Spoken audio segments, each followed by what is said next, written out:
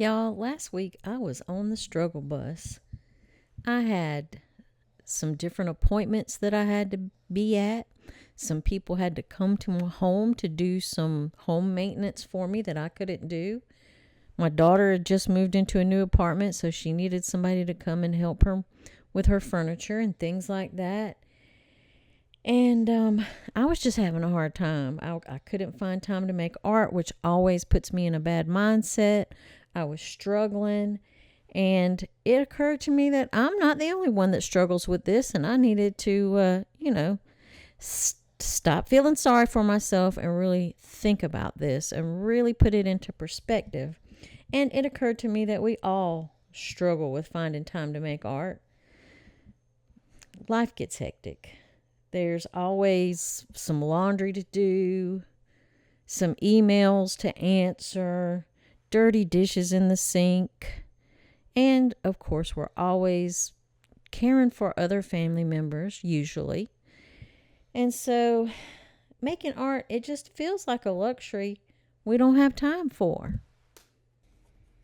But here's the thing, making time for your creativity, it's not selfish, it's not frivolous. It's very important.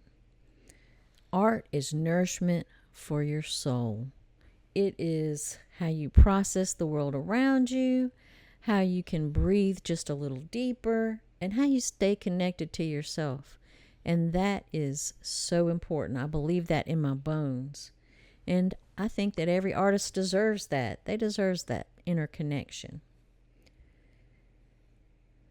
So let's talk about how to weave some creativity in even the busiest days. And Lord knows we got some busy days ahead. First, just remember that you don't have to have that big giant chunk of time with the perfect lighting in your studio, music playing, everything perfect.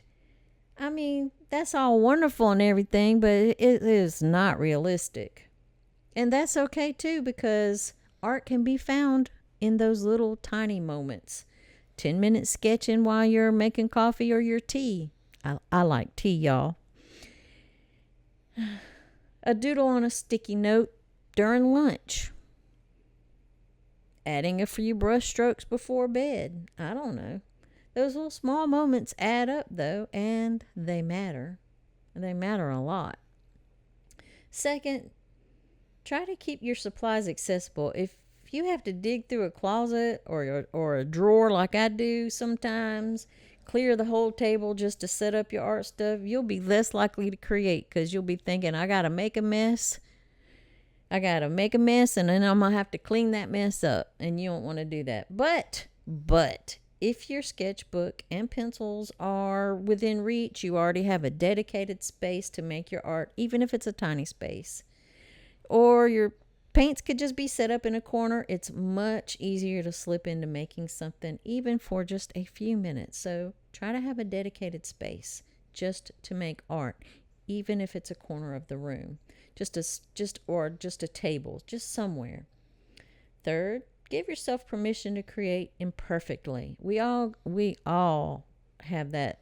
I don't care who you are. Everybody's got a little bit of perfectionism in them. So give yourself some permission to be imperfect. Sometimes we avoid making art because we think, I don't have a time to make something good. And hey, raising my hand, I am so guilty of this.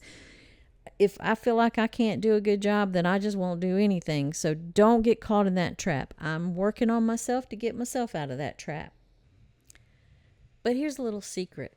Quick, messy art is just as valuable.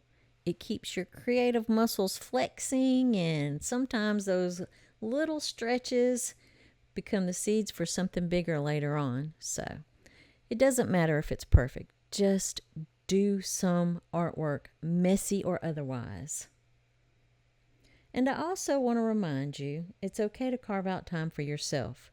Put it on your calendar, just like you would like if you're having a meeting or an appointment. Even if it's just once a week, even if it's just 15 minutes, treat it as sacred time. You're showing yourself that your art, your joy, and your creativity, they matter. They matter a lot. And if life still feels a little bit crowded, because Lord knows mine does, try pairing your art with something that you're already doing.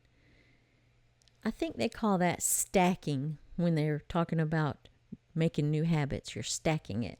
So we're going to pair it with something that you're already doing. Like if you're waiting for your dinner to cook, keep a little sketchbook on the counter. Watching TV at night, doodle while you watch. You journal in the morning or in the evening when you go to bed, add a little watercolor wash to the page or a little doodle or whatever. Let your art flow into the cracks of your day. It doesn't always have to have the spotlight to still shine, I promise you. Now, here's something beautiful I want you to remember. Making art isn't about producing masterpieces. I say that all the time in my videos. Every time you sit down, it doesn't have to be the Mona Lisa. It's more about enjoying the process, learning through the process, and connecting with yourself. One mark, one color, one small little moment at a time. So if you've been feeling a little guilty about not making enough time for art, I want you to release that guilt.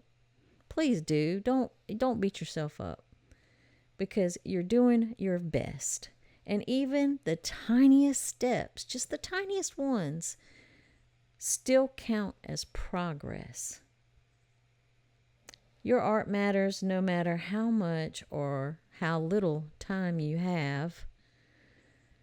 The important thing is to just keep creating in whatever way you can. Trust me, those little moments will bloom into something beautiful over time. So go ahead, make a doodle, splash a little color, take 5 quiet minutes with your sketchbook today.